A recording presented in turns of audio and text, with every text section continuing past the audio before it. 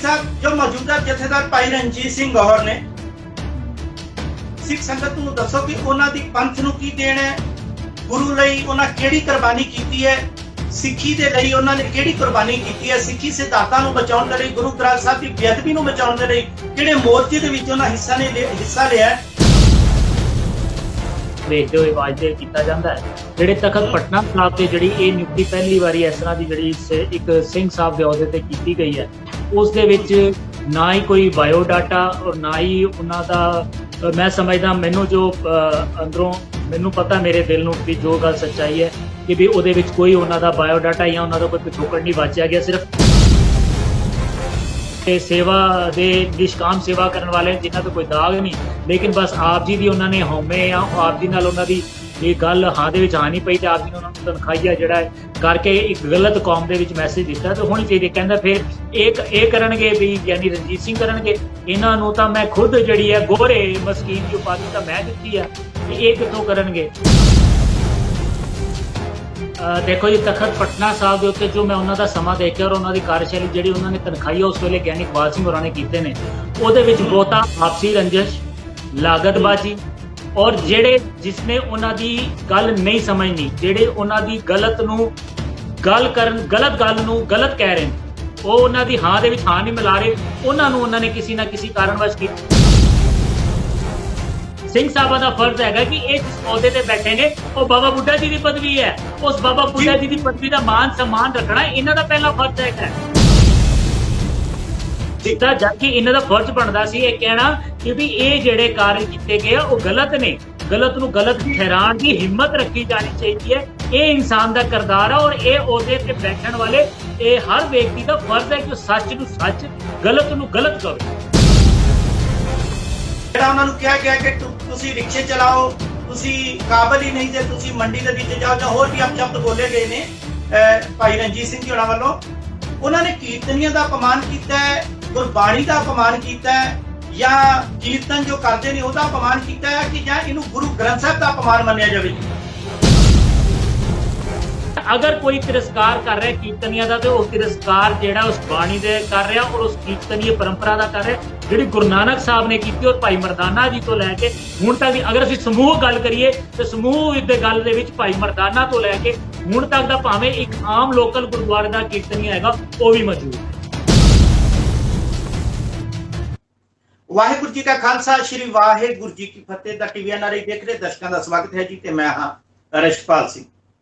सिख कौम बड़े चिरां तो तलाश रही है तखत साहिबाना दे उपर जथेदार होण अकाली फूला सिंह वर्गे, पर बार बार सवाल यही आंदा कि अकाली फूला सिंह वर्गे जथेदार तां तुसीं मंगदे हो, की तुसीं उस समय दे सिख हो, उस समय दे मुताबिक जिस तरह सिखां दीयां कुर्बानियां, जो प्यार सी गुरां दे नाल सिखां दा, कि हुण सिखां दा वैसा प्यार है। सो अकाली फूला सिंह नूं लभण तो पहला आओ अपने अंदर भी असीं झात जरूर मारीए। इस करके सवाल उठ रहा है क्योंकि तखत श्री पटना साहिब तो जो मौजूदा जथेदार ने भाई रणजीत सिंह गौहर, जथेदार साहब की रसना तो कुछ ऐसे बोल निकले जो कि विवादित बोल जिहड़े ने कहे गए। श्री गुरु ग्रंथ साहब जी की बाणी गायन करने वाले हजूरी रागी साहबान और समूह कीर्तनी साहबान जिन्हें ने उन्होंने उपर एक ऐसी अपद्दर टिप्पणी की गई जिहड़ी ना तो कीर्ति नाल प्रवान हुई और ना ही सिख संगत नूं प्रवान हुई, जिस नूं लैके विवाद दिनों दिन पकदा ही जा रहा। सो इस उपर विशेष चर्चा करने दे लई कि एक जथेदार दे विच कैसे गुण होने चाहिए। तखत श्री पटना साहिब नूं अकाली फूला सिंह वर्गा जथेदार अजे तक नसीब क्यों नहीं होया, कि गुरां दी किरपा नहीं हुई। 10वें पातशाह साहब श्री गुरु गोबिंद सिंह जी की नज़र दे विच अजे ऐसा सेवादार उस तख्त नूं क्यों नहीं मिलिया जो सिक्खी सिद्धांतां ते पहरा दिंदा होवे, कुर्बानी देण लई तैयार होवे और सिक्खी दे लई, सिक्खी दे प्रचार दे लई दिन रात सेवा करदा होवे। सो इस दे उपर विशेष चर्चा करांगे। साडे नाल इस चर्चा दे विच शामिल ने तखत श्री पटना साहिब दी धर्म प्रचार कमेटी के साबका चेयरमैन साधु भुपिंदर सिंह जी। आप जी का बहुत बहुत स्वागत है जी। गुरफतेह साहब जी आपका स्वागत करें जी। वाहिगुरू जी का खालसा, वाहिगुरू जी की फतेह। ਸਾਧੂ ਭੁਪਿੰਦਰ ਸਿੰਘ ਜੀ, ਇਹਨਾਂ ਨੂੰ ਪੂਰਾ ਵਿਸ਼ਵ ਬਹੁਤ ਚੰਗੀ ਤਰ੍ਹਾਂ ਪਹਿਚਾਣਦਾ ਹੈ। ਸਨਮਾਨਜਨਕ ਹਸਤੀ ਨੇ ਸਿੱਖ ਪੰਥ ਦੀ, ਔਰ ਇਹਨਾਂ ਨੂੰ ਪਿਆਰ ਦੇ ਨਾਲ ਸਾਧੂ ਕਹਿੰਦੇ ਨੇ। ਕਿਤੇ ਕਈ ਜਿਹੜੇ ਨਵੀਂ ਸੰਗਤ ਜਾਂ ਨਵੇਂ ਦਰਸ਼ਕ ਸਾਡੇ ਨਾਲ ਜੁੜੇ ਨੇ, ਨੌਜਵਾਨ ਨੇ, ਉਹ ਸਾਧੂ ਕਿਤੇ ਬਾਬੇ ਵਾਲੇ ਸਾਧੂ ਨਾ ਸਮਝ ਲਿਓ। ਇਹ ਪਿਆਰ ਦੇ ਨਾਲ, ਜਿੱਦਾਂ ਕਿਸੇ ਦਾ ਨਾਮ ਹੁੰਦਾ ਛੋਟਾ ਨਾਮ, ਸੋ ਭਾਈ ਸਾਹਿਬ ਹੋਣਾ ਦਾ ਨਾਮ ਹੈ। ਸਿੰਘ ਸਾਹਿਬ, ਸਾਡੇ ਦਰਸ਼ਕਾਂ ਨੂੰ, ਸਿੱਖ ਸੰਗਤ ਨੂੰ ਇਹ ਜ਼ਰੂਰ ਦੱਸੋ ਕਿ ਤੁਸੀਂ ਕਿਹੜੇ ਤਖਤ ਸਾਹਿਬ ਤੇ ਸੇਵਾ ਕਰਨ ਦਾ ਆਪ ਜੀ ਨੂੰ ਸੁਭਾਗ ਪ੍ਰਾਪਤ ਹੋਇਆ ਜੀ?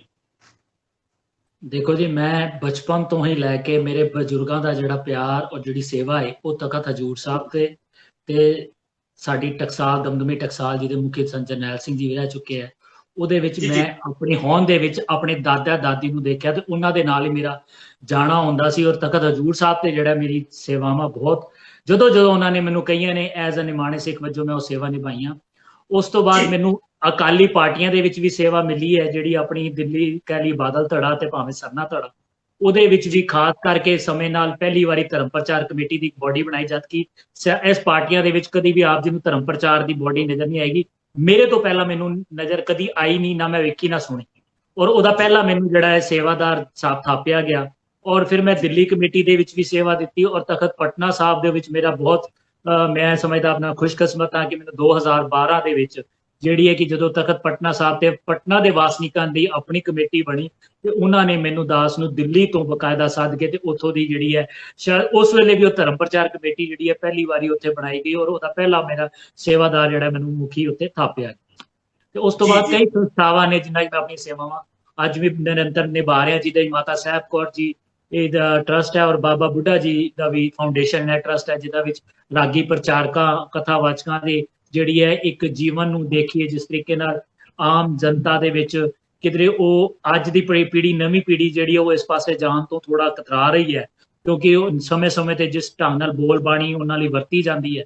ਤੇ ਉਹਦੇ ਲਈ ਮੈਂ ਇਹ ਜਿਹੜੀ ਫਾਊਂਡੇਸ਼ਨ ਹੈ, ਇਹਦਾ ਗਠਨ ਅੱਜ ਤੋਂ ਤਕਰੀਬਨ ਨਹੀਂ ਤਾਂ 12-13 ਸਾਲ ਪਹਿਲੇ ਕੀਤਾ ਸੀ, ਵੀ ਇਸ ਫਾਊਂਡੇਸ਼ਨ ਦੇ ਮਾਧਿਅਮ ਨਾਲ ਅਸੀਂ ਇਹਨਾਂ ਦੀ ਜ਼ਿੰਦਗੀ ਦੇ ਵਿੱਚ ਜਿਹੜੀ ਹੈ ਕਿਸ ਢੰਗ ਨਾਲ ਉੱਚਾ ਲਿਜਾਇਆ ਜਾ ਸਕੇ, ਔਰ ਆਮ ਜਿਹੜਾ ਸਿੱਖ ਹੈ ਉਹ ਵੀ ਫਕਰ ਮਹਿਸੂਸ ਕਰੇ ਵੀ ਕੱਲ ਮੁਹਾਜੀ ਵੀ ਜੇ ਮੈਨੂੰ ਵੀ ਇਸ ਪਾਸੇ ਜਾਣਾ ਪਵੇ ਤੇ ਮੈਨੂੰ ਜਾਣ ਵਿੱਚ ਕੋਈ ਗੁਰੇਜ਼ ਨਹੀਂ ਔਰ ਕੋਈ ਬੁਰਾਈ ਨਹੀਂ। ਬਿਲਕੁਲ, ਤੁਹਾਡੀਆਂ ਸੇਵਾਵਾਂ ਤੇ ਫਖਰ ਹੈ ਕੌਮ ਨੂੰ। ਸਿੰਘ ਸਾਹਿਬ, ਜੋ ਮੌਜੂਦਾ ਜਥੇਦਾਰ ਭਾਈ ਰਣਜੀਤ ਸਿੰਘ ਗੌਹਰ ਨੇ, ਸਿੱਖ ਸੰਗਤ ਨੂੰ ਦੱਸੋ ਕਿ ਉਹਨਾਂ ਦੀ ਪੰਥ ਨੂੰ ਕੀ ਦੇਣ ਹੈ, ਗੁਰੂ ਲਈ ਉਹਨਾਂ ਕਿਹੜੀ ਕੁਰਬਾਨੀ ਕੀਤੀ ਹੈ, ਸਿੱਖੀ ਦੇ ਲਈ ਉਹਨਾਂ ਨੇ ਕਿਹੜੀ ਕੁਰਬਾਨੀ ਕੀਤੀ ਹੈ, ਸਿੱਖੀ ਸਿਧਾਂਤਾਂ ਨੂੰ ਬਚਾਉਣ ਦੇ ਲਈ, ਗੁਰੂ ਗ੍ਰੰਥ ਸਾਹਿਬ ਦੀ ਬੇਅਦਬੀ ਨੂੰ ਬਚਾਉਣ ਦੇ ਲਈ ਕਿਹੜੇ ਮੋਰਚੇ ਦੇ ਵਿੱਚ ਉਹਨਾਂ ਹਿੱਸਾ ਲਿਆ। ਔਰ ਸਭ ਤੋਂ ਵੱਡੀ ਗੱਲ ਕਿ ਤਖਤ ਸ੍ਰੀ ਪਟਨਾ ਸਾਹਿਬ ਦੀ ਸੇਵਾ ਦੇ ਲਈ ਜੋ ਉਹਨਾਂ ਦੀ ਨਿਯੁਕਤੀ ਹੋਈ ਜਾਂ ਚੋਣ ਹੋਈ, ਉਹ ਹੋਈ ਕਿਵੇਂ? ਦੇਖੋ ਭਾਈ ਸਾਹਿਬ ਜੀ, ਜਿਹੜੀ ਉਹਨਾਂ ਦੀ ਗੱਲ ਕਰਦੇ ਹਾਂ ਆਪਾਂ ਨਿਯੁਕਤੀ ਦੇ ਵਿੱਚ ਕੋਈ ਮਾਪਦੰਡ ਨਹੀਂ ਦੇਖਿਆ ਜਾਂਦਾ, ਨਾ ਹੀ ਦੇਖਿਆ ਗਿਆ ਇਸ ਵਾਰ, ਕਿਉਂਕਿ ਬਾਕੀ ਜਿਹੜਾ ਅਕਾਲ ਤਖਤ ਵੱਲੋਂ ਜਿਹੜੇ ਸ਼੍ਰੋਮਣੀ ਕਮੇਟੀ ਦੇ ਅੰਦਰ ਆਉਂਦੇ ਨੇ ਉਹਨਾਂ ਵਿੱਚ ਤਾਂ ਦੇਖਿਆ ਜਾਂਦਾ ਕਿ ਕਿਹੜੇ ਗ੍ਰੰਥੀ ਸਾਹਿਬ ਦੀ ਕਿੰਨੀ ਲੰਬੀ ਸੇਵਾ ਹੈ, ਔਰ ਉਹਨਾਂ ਦਾ ਸਾਰਾ ਪੁਰਾਣਾ ਰਿਕਾਰਡ ਵੇਖਦੇ ਹੋਏ ਵਾਜਦੇ ਕੀਤਾ ਜਾਂਦਾ ਹੈ। ਜਿਹੜੇ ਤਖਤ ਪਟਨਾ ਸਾਹਿਬ ਤੇ ਜਿਹੜੀ ਇਹ ਨਿਯੁਕਤੀ ਪਹਿਲੀ ਵਾਰੀ ਇਸ ਤਰ੍ਹਾਂ ਦੀ ਜਿਹੜੀ ਇੱਕ ਸਿੰਘ ਸਾਹਿਬ ਦੇ ਅਹੁਦੇ ਤੇ ਕੀਤੀ ਗਈ ਹੈ, ਉਸ ਦੇ ਵਿੱਚ ਨਾ ਹੀ ਕੋਈ ਬਾਇਓਡਾਟਾ ਔਰ ਨਾ ਹੀ ਉਹਨਾਂ ਦਾ, ਮੈਂ ਸਮਝਦਾ ਮੈਨੂੰ ਜੋ ਅੰਦਰੋਂ ਮੈਨੂੰ ਪਤਾ ਮੇਰੇ ਦਿਲ ਨੂੰ ਵੀ ਜੋ ਗੱਲ ਸੱਚਾਈ ਹੈ ਕਿ ਵੀ ਉਹਦੇ ਵਿੱਚ ਕੋਈ ਉਹਨਾਂ ਦਾ ਬਾਇਓਡਾਟਾ ਜਾਂ ਉਹਨਾਂ ਦਾ ਕੋਈ ਪਿਛੋਕੜ ਨਹੀਂ ਵਾਚਿਆ ਗਿਆ। ਸਿਰਫ ਇਹ ਜਾਣਦੇ ਹੋਏ ਕਿ ਵੀ ਉਹਨਾਂ ਨੇ ਸੰਤ ਸਿੰਘ ਜਿਹੜੇ ਕਿ ਸਾਡੇ ਪ੍ਰਸਿੱਧ ਪ੍ਰਚਾਰਕ, ਜਿਨ੍ਹਾਂ ਨੂੰ ਅਸੀਂ ਮਸਕੀਨ ਜੀ ਕਰਕੇ ਜਿਹੜਾ ਨਿਵਾਜ ਦੀ ਗੱਲ ਕਰਦੇ ਹਾਂ, ਉਹਨਾਂ ਦੀ ਇਹਨਾਂ ਨੇ ਸੰਗ ਕੀਤੀ ਔਰ ਉਹਨਾਂ ਤੋਂ ਜਿਹੜੀ ਹੈ ਕਹਿੰਦੇ ਆ ਕਿ ਵਿਦਿਆ ਲਈ ਹੈ।